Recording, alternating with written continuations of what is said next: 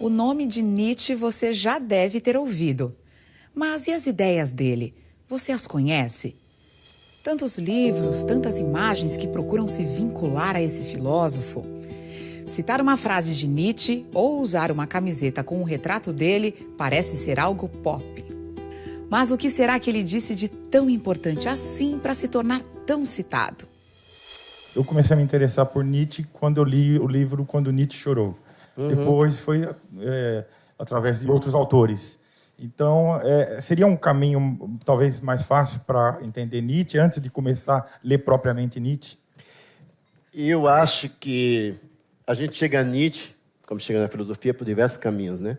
O seu caminho é um bom exemplo, tá vendo? Quando Nietzsche chorou.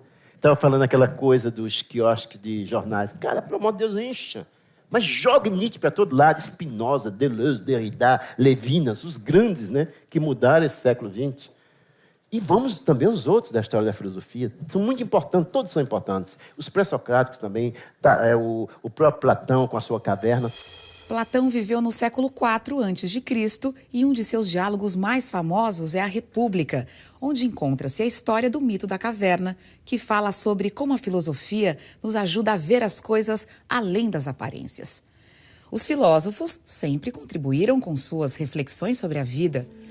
Desde a Grécia Antiga com os pré-socráticos, depois com Platão, Aristóteles, Santo Agostinho, Spinoza, Kant, Deleuze, Derrida, Sartre, Foucault e tantos outros. Mas, dentre eles, Nietzsche tem sido referência marcante para muitos pensadores e artistas. Tudo é bom em filosofia. Não pode fazer disso uma verdade, porque senão você quebra a cara. Então, no teu caso é interessante porque é um exemplo bem real. Aí se ri, né? Qual seria, então, a maneira para estudar Nietzsche? Não tem maneira. Agora, tem tentativas. Em primeiro lugar, tem que ler pra caramba. Segundo lugar, não pode escapar a ler o próprio autor. E eu sempre aconselho as pessoas a começarem com Zaratustra. Não com sabe, mais o Nietzsche o Nietzsche da juventude, a invenção da tragédia e tudo isso, é legal. Mas supõe um conhecimento tão grande da arte grega, da história grega, que às vezes você desiste. E eu aconselho também para ler alguns livros sobre a própria Grécia, livros fáceis, né? Mas que não vão deixar você totalmente numa situação de ficar enjoando, né? Porque ele te leva tanto para a Grécia que é talvez interessante de ler alguns livros, e nós temos bons em português. Não precisa ser livro muito bom. São livros que sejam, historicamente, pelo menos, corretos. Porque isso, senão, fica muito difícil para ler Nietzsche. Agora, eu sempre aconselho Zaratustra, né? Que é lindo, maravilhoso. Não tente entender, depois você vai entender. Comece lendo e sentindo, porque aquilo é de uma profundidade incrível. E aí, Renato Russo entendeu perfeitamente, né? Ele entendeu perfeitamente, mas perfeitamente, sobretudo quando ele, naquela coisa que se chama índio, né? Quem me dera ao menos uma vez explicar o que ninguém consegue entender. Que o que aconteceu ainda está por vir. E o futuro não é mais como era antigamente. Quem me dera ao menos uma vez que o mais simples fosse visto como o mais importante. Mas nos deram espelhos e vimos um mundo doente. Filosofia é coisa de alegria, né? Coisa de... Que é isso? Não tem silício, não. E nem tem absolutamente martírio. Vai ter sacrifício, né? Porque Nietzsche é pauleira, né? Há muitas coisas pesadas para o espírito. Para o forte, resistente espírito em que habita a reverência. Sua força requer o pesado, o mais pesado. O que é pesado? Assim pergunta o espírito resistente e se ajoelha como um camelo e quer ser bem carregado. O que é o mais pesado, ó heróis? Pergunta o espírito resistente, para que eu o tome sobre mim e me alegre de minha força. Não é isso? Rebaixar-se a fim de machucar sua altivez? Fazer brilhar sua tolice para zombar de sua sabedoria? Ou é isso, amar aqueles que nos desprezam e estender a mão ao fantasma quando ele quer nos fazer sentir medo. Todas essas coisas, mais que pesadas, o espírito resistente toma sobre si. Semelhante ao camelo que ruma carregado para o deserto, assim ruma ele para seu deserto. Primeira ideia. Não sei se vocês sabem, mas Nietzsche nasceu em 1844 e morreu muito jovem em 1900, 56 anos. Um menino, né? E consegui fazer toda essa obra-prima que ele fez, começando com 26 anos, com A Origem da Tragédia, e terminando praticamente com Ecce Homo, mas com outras coisas depois. Bem, como é que começa esse papo cabeça no Brasil com Nietzsche? O embrião dessa recepção de Nietzsche no Brasil vai começar no século XIX, no Recife, com um senhor bastante revolucionário, bastante jovem, com um problema meio grave, porque o estatuto dele era um pouco o estatuto do monstro, do acéfalo. Era aquele intelectual profundamente inteligente, mas que não conseguia entrar em nenhuma universidade brasileira. Nós estamos, portanto, século XIX, 1839 ele nasce. Portanto, 1839, quer dizer, com 18 anos, ele já estava lutando para entrar numa universidade e não podia. Você põe 1839 mais 18, quem conhece matemática, 39 e 18, porque eu não conheço. O menino era novo. Ele se chama Tobias Barreto, Barreto de Menezes. Nasceu, portanto, em Sergipe. De Sergipe, ele vai para uma cidade bem pequenininha de Pernambuco, que se chama Escada. De Escada, então, ele chega no Recife. E quando ele chega no Recife, tenta entrar nas universidades. Passa sempre em primeiro lugar em tudo. Mas tem um problema. Eu disse, ele é um acéfalo. Ele é um monstro. Ele é aquele que só pode ser amado como um monstro. Que existe isso muito no Brasil, né? Quando você, até certo ponto, não pertence a uma linhagem, você não é quatrocentão, ou você não é carioca, é complicado ser reconhecido se você não entra no estatuto de monstro. Por quê? Porque ele era negro. Ninguém queria. E ele passava sempre em primeiro lugar. Mas ele não era branco, como se no Brasil houvesse branco. Ele não era branco. Então, a história desse jovem, Tobias Barreto, que a gente conhece, eu francamente só conhecia de nome, porque tem muitas ruas, né?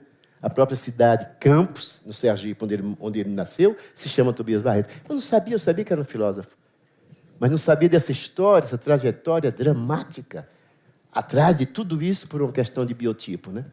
O que acontece? Finalmente ele consegue entrar na universidade, depois de diversas tentativas. Aí começa a dar aula no Recife, para não morrer de fome. Falava alemão perfeitamente, escreveu um livro importante em alemão e outros mais simples, né? Mas é ele, Tobias Barreto, que vai levar Nietzsche, que vai trazer Nietzsche para o Brasil. É preciso que se saiba, porque se esquece tanta besteira a esse respeito. Então, ele começa a estudar, a fazer grupos de estudo em Recife, e começa a ler diretamente em alemão. E começa a organizar discussões filosóficas. Claro que o Nietzsche já estava aí. Começa o primeiro ato da peste. Por que digo o primeiro ato da peste? É porque quando o Freud chegou em Nova York, chegou nos Estados Unidos, a primeira pergunta que perguntaram para o Freud, que fizeram para o Freud, foi o seguinte: Freud, o que é que você veio fazer aqui na América? O Freud disse: eu os trago a peste. Voltamos à peste. Posso passar para esse lado agora. Bem, quando então ele começa a fazer grupos de estudo, ele vai ter um outro que vai acompanhar. Daqui a pouco eu vou dizer o nome dele, mas deixa um pouco esperar. Não é? Começa a fazer grupos de estudo, começa a estudar os textos no original, começa a aprender, porque parece que nasceu para aprender alemão. Daqui a pouco começa a escrever, daqui a pouco começa a trabalhar com poetas como Heine, começa a trabalhar com Goethe e muitos outros, e de repente Nietzsche passa a existir. A peste chega. o que é a peste. É essa imensa diferença que a gente não suporta. O que é a peste? É um pensamento que não se contenta em funcionar como um pensamento imagético. O que é um pensamento imagético? Que coisa é essa, esse pensamento imagético? É aquele pensamento dogmático. É uma espécie de mistura meio louca entre a liberdade de pensar, a liberdade de criar conceitos, portanto, de fazer filosofia. Só quem faz filosofia é quem cria conceito. O que seria de Platão sem um conceito de ideia? Não precisa estar de acordo com Platão. Entretanto, Platão é filósofo porque ele criou um conceito. Eu não tenho que estar de acordo. Isso é o próprio do filósofo. Quem não cria conceito são os teólogos. Por quê? Porque eles têm a fé para ajudá-los. O filósofo, o pensamento dele é órfão. Ele vive numa orfandade total. Porque ele não tem absolutamente essa ideia de se agarrar em algo que vai dar para ele uma promessa de verdade verdadeira. O filósofo trabalha sempre com a verdade que não suporta a relação com a realidade. Uma coisa é a verdade, você tem que ter fé. A verdade é uma farsa. A verdade é um imaginário enganador. A verdade é simplesmente para te enganar e não te deixar pensar. E este é o pensamento imagético. O pensamento imagético é aquele que já está pronto. Que é, então, a verdade? Um exército móvel de metáforas, de metonímias, de antropomorfismos. Numa palavra, uma soma de relações humanas que foram poética e retoricamente intensificadas, transpostas e adornadas, e que depois de um longo uso parecem a um povo fixas, canônicas e vinculativas. As verdades são ilusões que foram esquecidas enquanto tais, metáforas que foram gastas e que ficaram esvaziadas do seu sentido, moedas que perderam o seu cunho e que agora são consideradas já não como moedas, mas como metal. A verdade, portanto, é uma invenção. Ela não existe. A verdade é uma grande mentira. É desse tipo de papo maluco e cabeça que o senhor Tobias Barreto fazia, inclusive, a partir de um certo momento, com Silvio Romero, que é também um contemporâneo dele e que é também um nordestino. De Sergipe também, o Silvio Romero. Então, eles começam a conversar, começam a ler os alemães, como eu disse, e começam, então, a não mais poder se contentar de algo que seja dado. Você não tem mais nada que fazer. Professor de filosofia, legal. Quantos anos eu fui e sou ainda. Mas, como professor de filosofia, você tem suas linhas de fugas. Você tem sua maneira de reinventar o mundo. Como é que a gente reinventa o mundo sendo professor de filosofia? Tem uma hora que não dá mais para ser professor de filosofia. Tem uma hora que você vai ter que começar agora não mais a reproduzir, mas a produzir. Eu quero dizer que mesmo no caso do Tobias Barreto, eu estou aqui com a frase dele que mostra um pouco como é que esta fundação dessa coisa que eu chamo complexo do vira-lata, quando se trata de fazer filosofia no Brasil, já estava presente. Ao mesmo tempo, é aquele que traz Nietzsche, é aquele que traz a peste. A partir de agora, vocês não poderão nunca mais ter paz. Vocês vão ter agora que produzir, parar de reproduzir. Não vai ser mais a cópia, vai ser o devir. E o devir não funciona como substituição. O devir só funciona como invenção. A partir de agora, vocês estão ferrados. Vocês vão ter que pensar.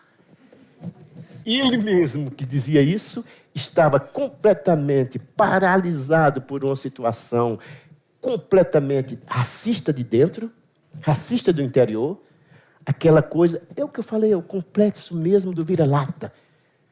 A filosofia no Brasil, escreve ele, não há domínio algum da atividade intelectual em que o espírito brasileiro se mostre tão acanhado, tão frívolo e infecundo como no domínio filosófico.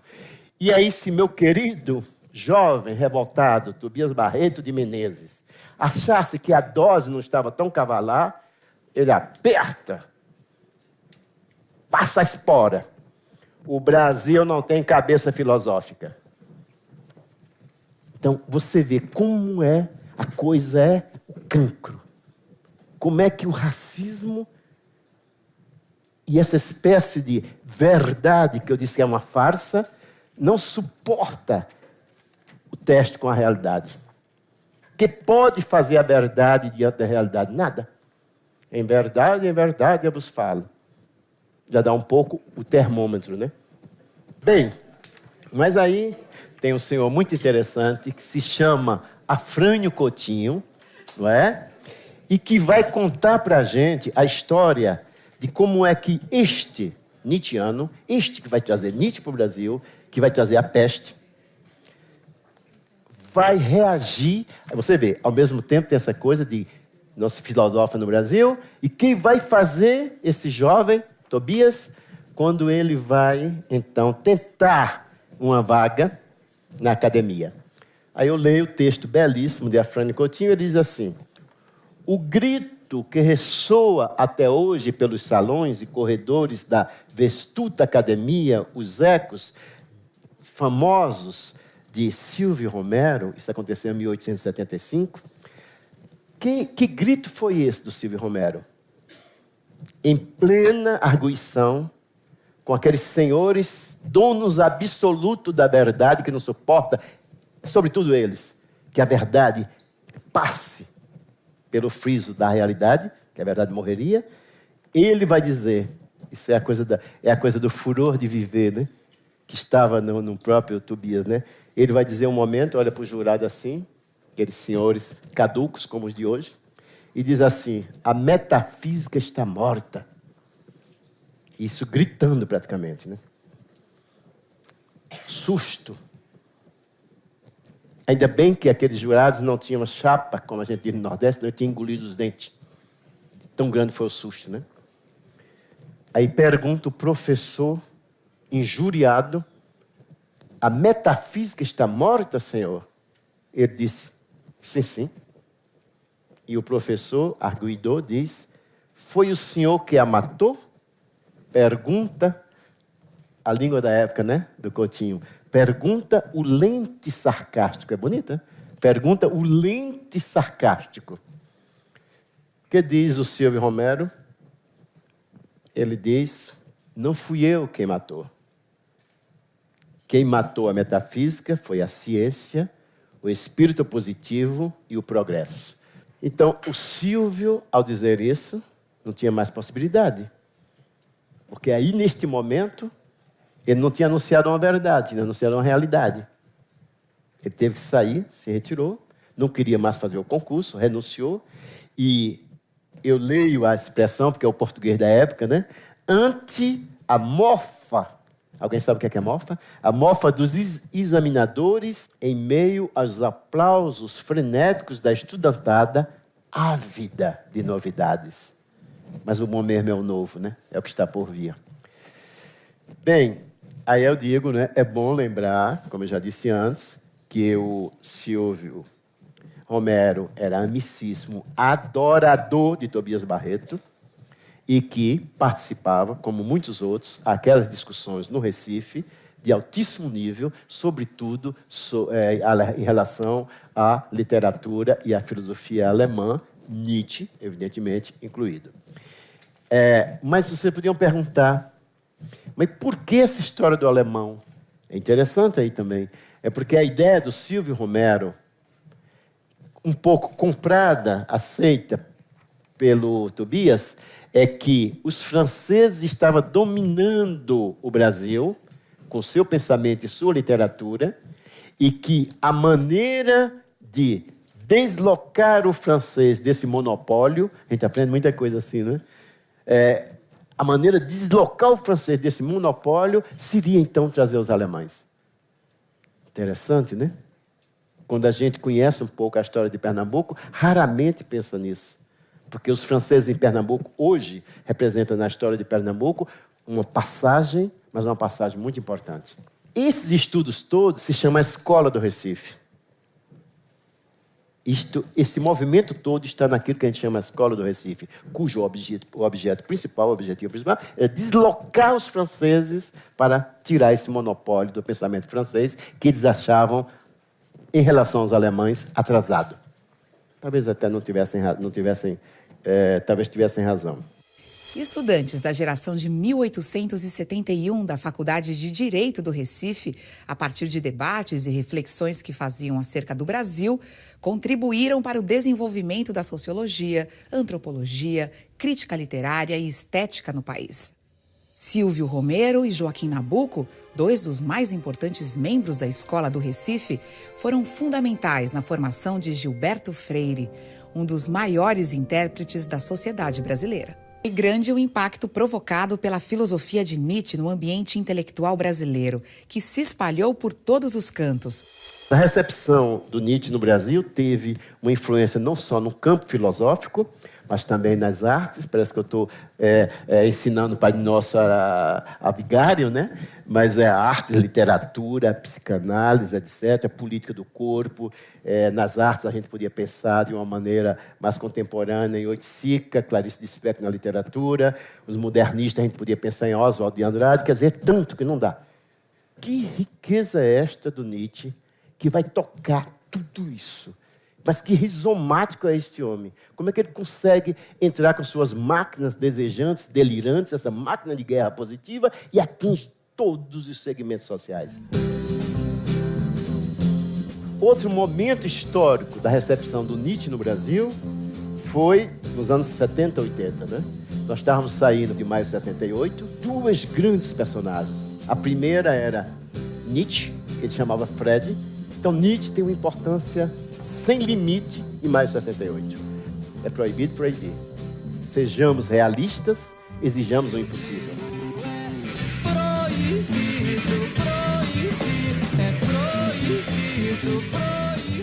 O Nietzsche, no Brasil, nos anos 70 e 80, foi o possível para nos sufocar. Um pouco de possível, senão sufoco. Isso é um trabalho maravilhoso, tinha que ser feito. Como é que Nietzsche vai ter esse papel tão importante neste silêncio que não é mutismo, é o silêncio como harmonia, sabe? Uma palavra que não podia mais sair. E aí, numa composição do Chico Buarque de Holanda, em Cálice, né? Está o Nietzsche presente, que é outro para ser pesquisado. Essa pesquisa eu vou fazer. Que eu amo Chico Buarque de Holanda, adoro tudo que ele faz, e mesmo como pessoa.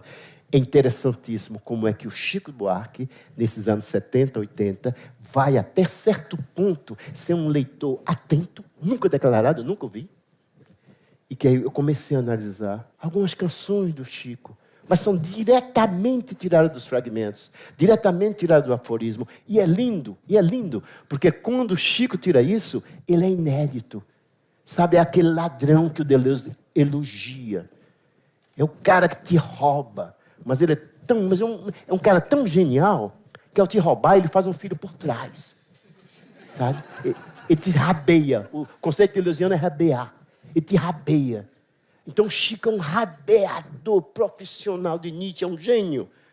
Meu Deus, mas o que é isso? Eu estou desconfiando há 4 anos. Só que agora, então, fui pegar. É uma loucura. Mas é de cima a baixo o rabeamento, completo.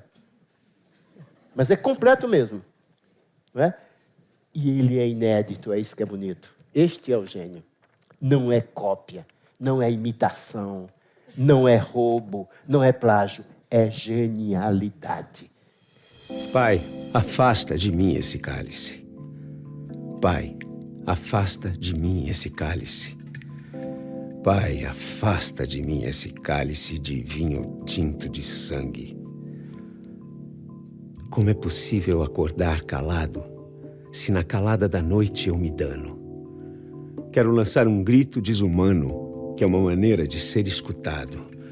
Esse silêncio todo me atordoa, e atordoado eu permaneço atento, na arquibancada para, a qualquer momento, ver emergir o monstro da lagoa. Bem, aí vem um pouco algo que eu sei que se diz muito no Brasil.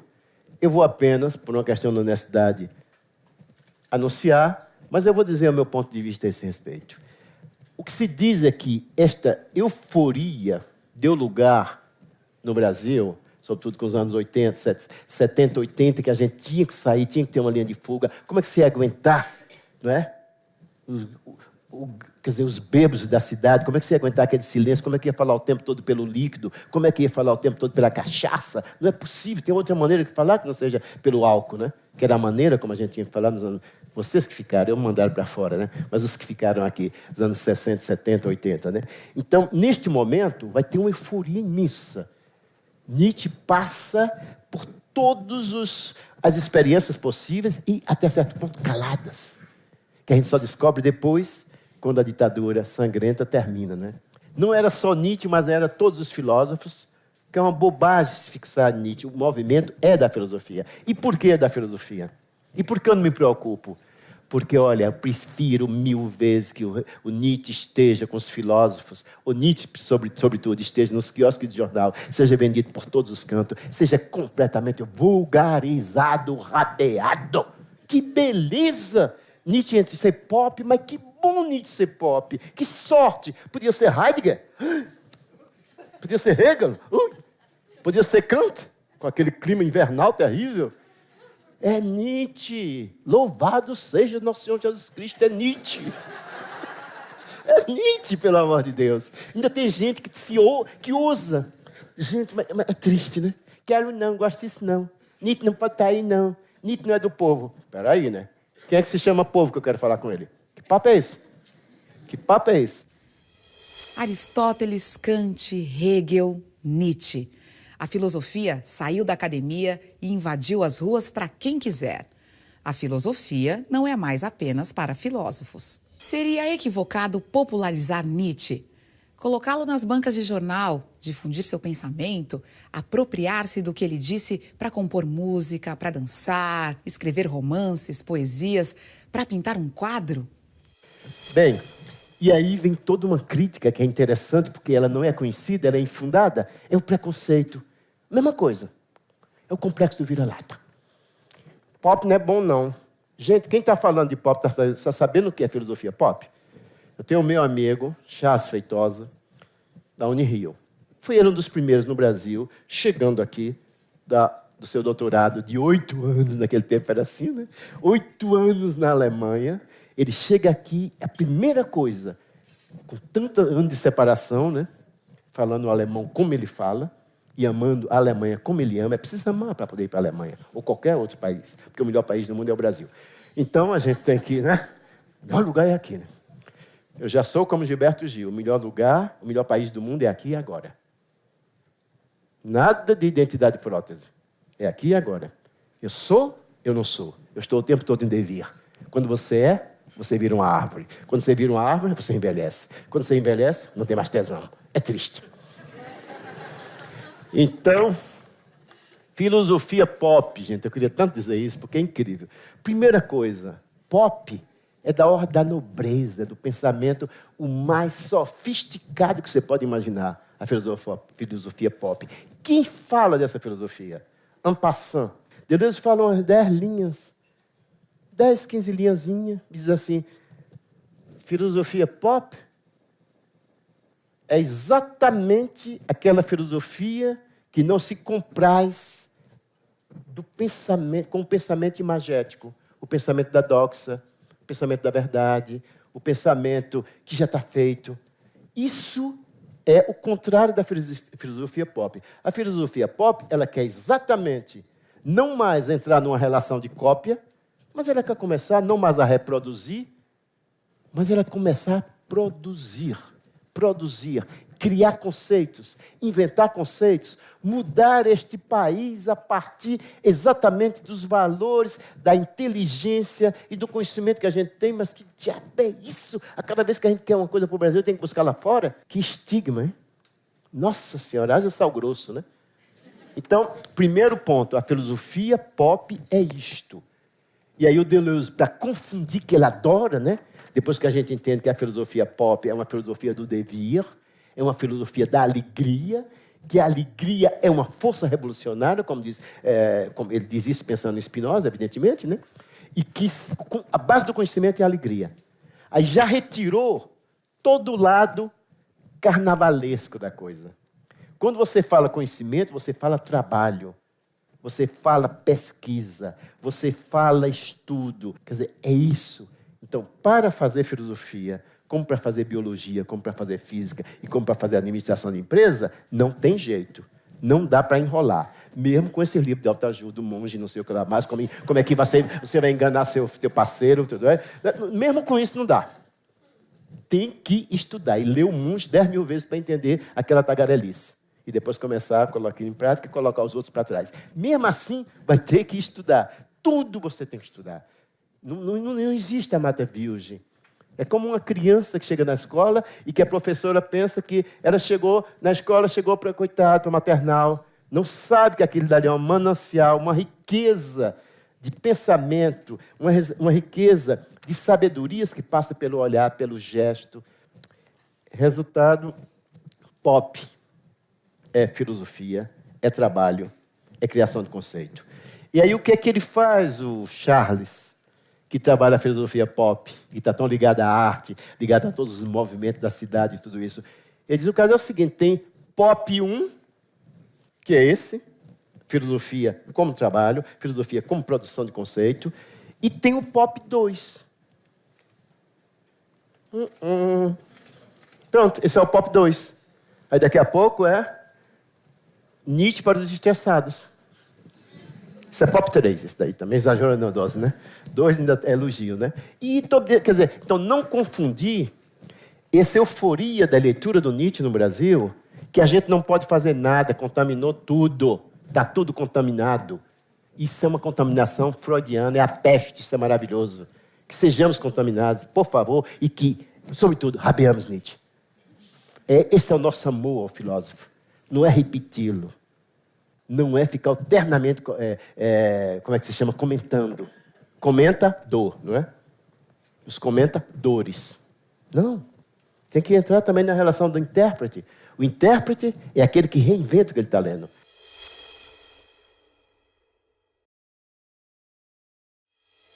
Como é que a psicanálise vai entrar nessa história nietzschiana no Brasil? Então, a coisa é muito simples. A psicanálise vai entrar como entrou em todo o Ocidente.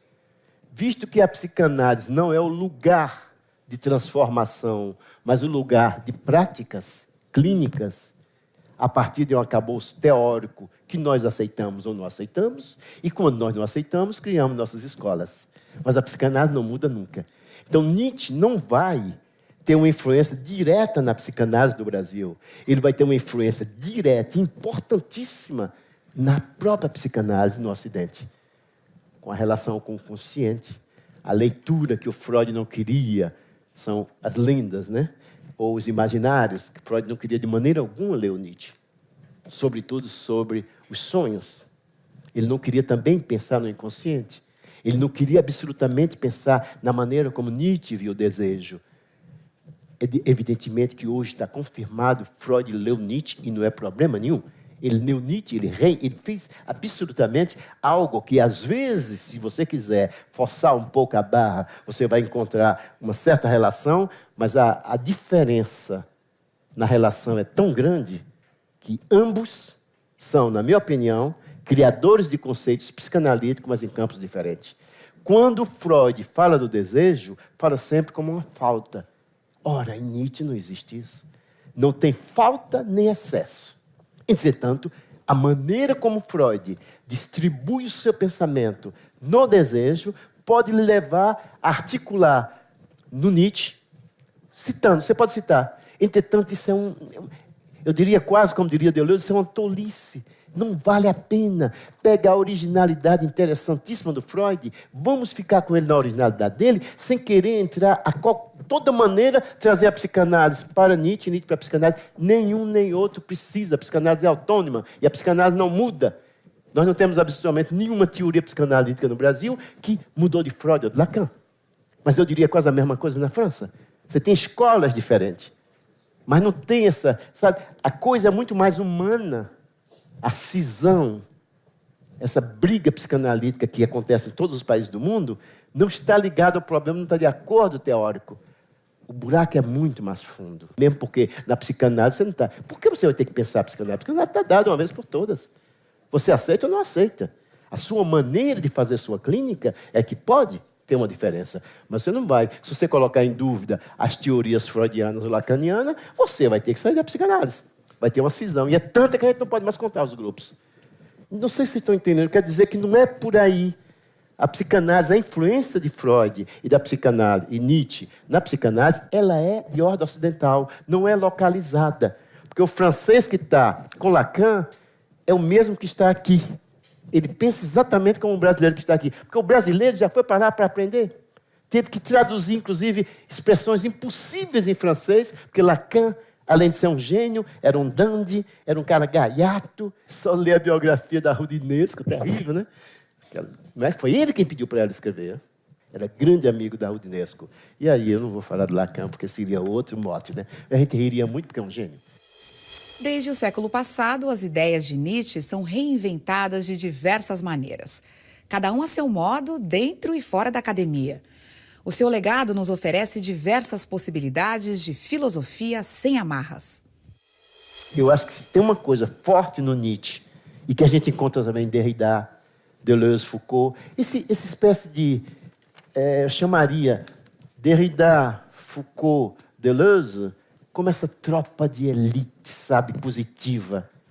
Onde ele chega, meu amigo, tudo cresce. É o gradiente.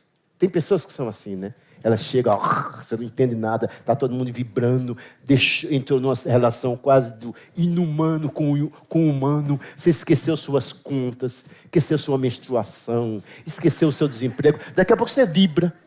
Você não entende, pô, mas eu estou vibrando, eu vibrei. Esses são os personagens, esse trio infernal maravilhoso, não é? Que é Deleuze, Foucault, Derrida e tantos outros. Esses é porque são especialmente terríveis.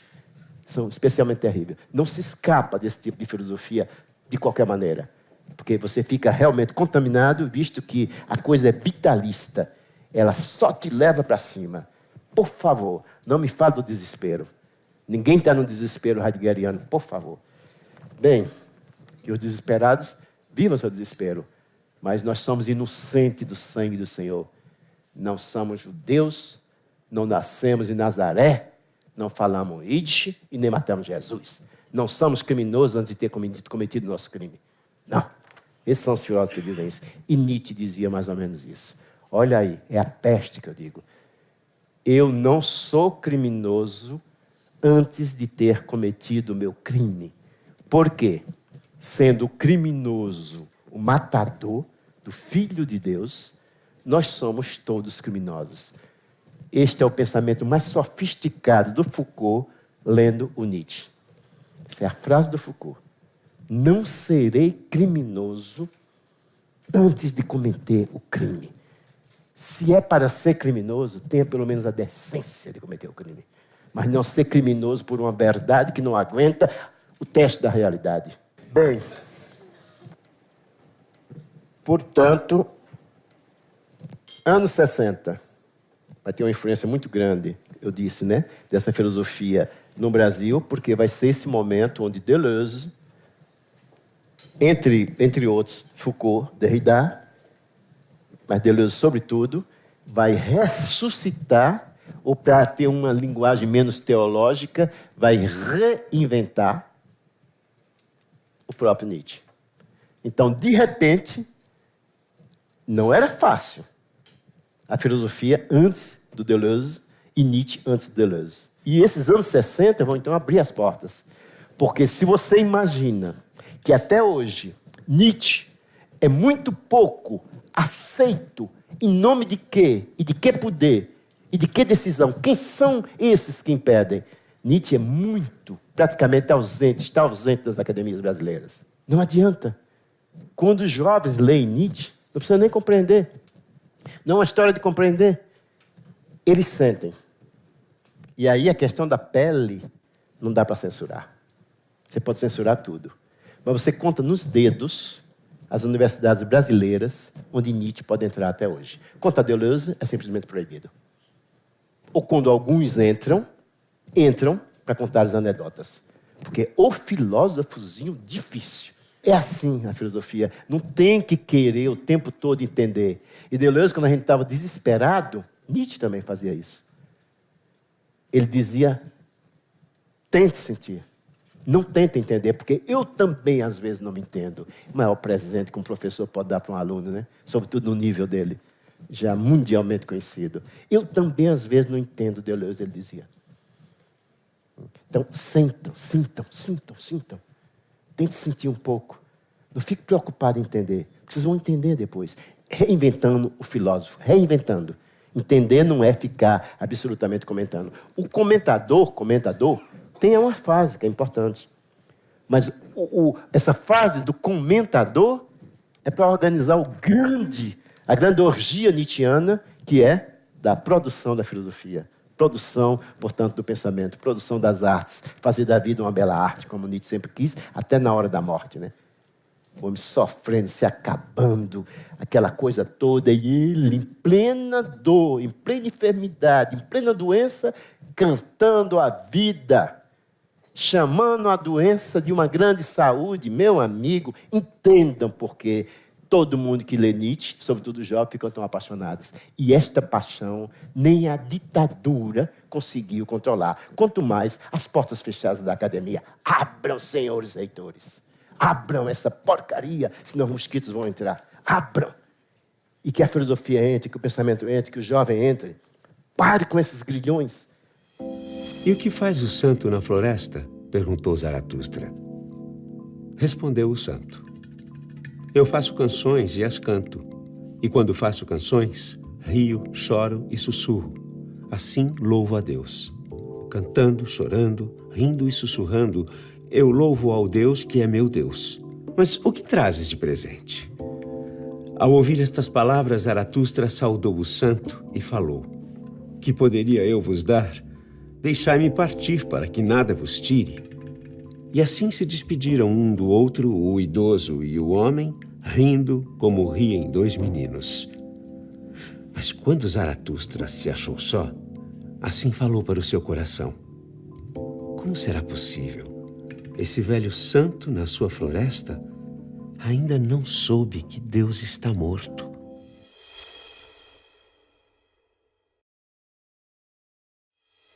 O que mais me interessa no Super-Homem é a ideia que não seria o super-homem, para início de conversa.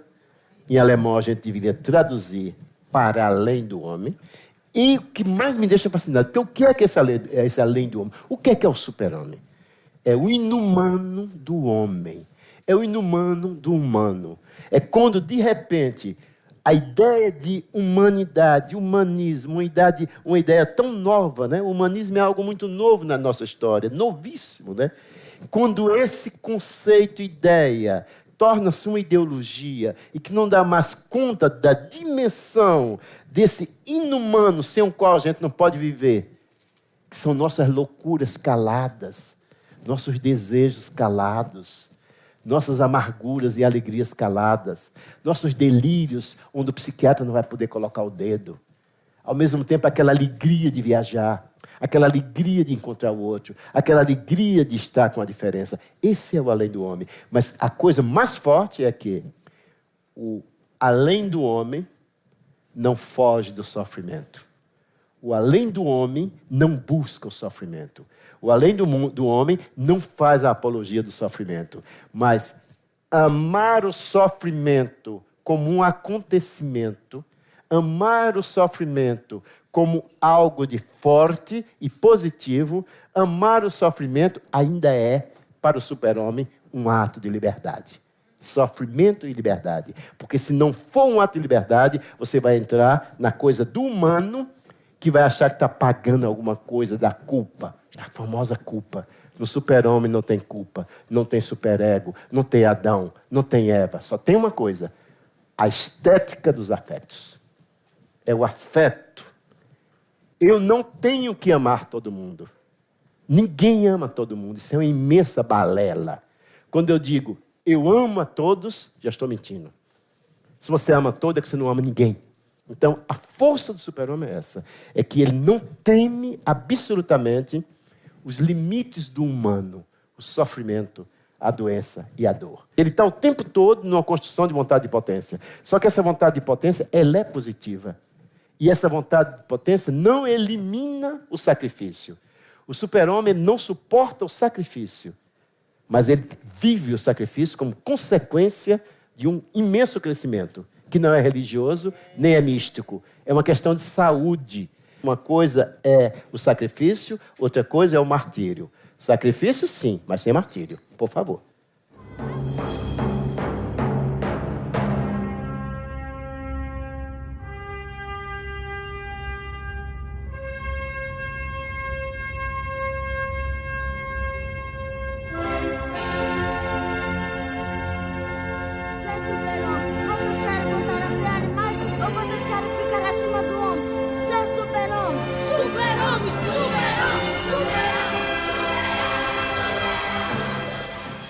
Este foi um papo cabeça sobre Nietzsche com o psicanalista Daniel Lins. Esta palestra você encontra no site da CPFL Cultura. Aproveite e curta a nossa página no Facebook. Trabalhando muito com a ideia de verdade e esse conceito que eu estou propondo, né? Que é a realidade.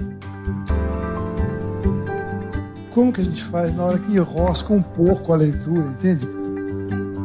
O que professor quer, gente? Ele quer carinho, quer ser bem recebido e, sobretudo, ele quer festa, que mostre coisa bonita para ele.